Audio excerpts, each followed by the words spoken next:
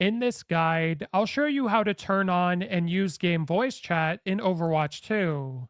So the first thing you want to do from the home menu is press start on your controller, and then you want to scroll down and go to options. Now, if you have a look in the top left corner of my screen, you'll see that my voice chat is currently working.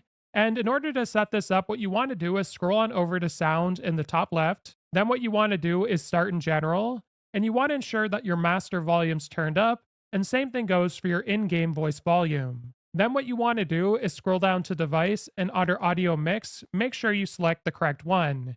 In my case, I'm using headphones with a mic, so I'm going to select that. Then what you want to do is use the trigger to navigate on the left sidebar down to voice chat, and you want to ensure your voice chat volume is turned up.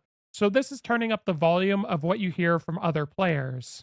Now for voice chat mic volume, this is going to be how loud your actual microphone is for voice chat, so ensure this is turned up as well. Now under channels for group voice chat, team voice chat, and master voice chat, I recommend you leave this on auto join, and on.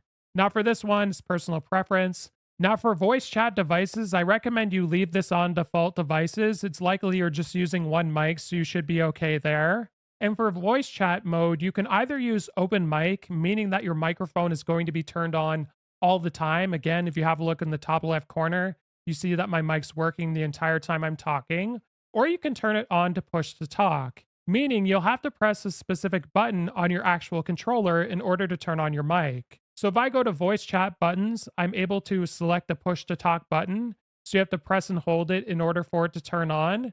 And you also have the option to set up a toggle mic mute button as well.